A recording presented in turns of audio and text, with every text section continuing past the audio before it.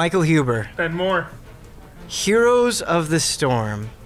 Blizzard's MOBA where they take all of their classic, I dare say, iconic characters. Decades of lore and icons battling it out. Duking it out. And today we're here to talk about that with... I'm Justin Clinchu. I'm a senior technical designer on Heroes of the Storm. And Heroes of the Storm has had a pretty crazy BlizzCon. You guys have announced some big things.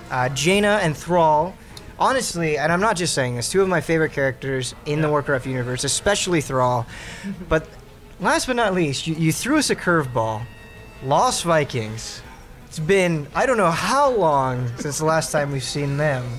And they're one of the craziest units in the game. Could you talk a little bit about that unit and what they do? Yeah, so I mean, this is our first hero where we've really just embraced the idea of, you know, trying to control multiple heroes at once, and it's kind of crazy. It's definitely, this is not a hero for newbies. It's I mean, I even still struggle with them a little bit. I mean, because the potential there is awesome, and we've even seen, you know, when we were playtesting it internally, you know, we tried tactics where you put one Viking in each lane and just try to soak XP and just try to stay alive. And the other four just roam around and try to gank people. And if your brain can handle that, it's awesome, but it's tough. And so it's really cool though to be able to, you know, try something like that out and really have this hero that, you know, is very different than our other heroes. Absolutely, and I only played one match, so I'm no expert. Feel free to correct me at any time. But what I noticed with the Lost Vikings is there's not a strong emphasis on active abilities. It's a lot about how each Viking has their own characteristics and how you utilize each one of them and micromanaging them. It seems like you can pretty much play the entire thing without worrying about active abilities at all. Yeah, that's definitely possible. We do allow you to spec into some active abilities through their talents, and so that you can pick up a QWE throughout the course of the match. But really, like, the core of the hero is, yeah, each Viking does play a little bit differently. You've got, you know, Olaf is up there. He's a little more tanky. He's melee. He has a charge. Baliog can throw his sword and does a splash attack. And then Eric, of course, is super fast and, you know, has a longer range. And so, you know, it's really about, you know, trying to micro them, get them into the right position. And but yeah, you know, through the talents, you know, you can pick up some extra abilities to help you with that too. Are you guys worried because when one of the Vikings dies, you still can control the other two? They're treated as separate entities. And I think to myself, the players that get really good at it, the players that can go in each lane and do well with each Viking, is that going to give them too much utility? I mean, we're definitely going to keep working on trying to find the right tuning point for these, and it's going to be a challenge because, yeah, you know, you kind of have to tune them for, you know, the player that can really take advantage of them. But I think we can make it work. Heroes is one of the most interesting MOBAs that I've ever played because you guys, it really feels like to me when you sat down, we don't just want to make what has come before us kind of a thing. Other MOBAs are known for having a very classic 3-lane map where you always kind of have, everything is always in the same place. And here you have various team objectives and they can really swing the game in your favor. How do you guys decide what the objective should be and how much power it is and how that correlates with all the hero abilities, and how do you teach players about the importance of objectives? Well, certainly one of our major design goals with different battlegrounds is to have a lot of strategy and a lot of variation in strategy between battlegrounds. And so we feel that, you know, at a really competitive level, the teams that can really understand the strategies that work well on a particular battleground versus another, be able to pick their heroes around that and be able to execute on that, you know, I think they're going to do really well.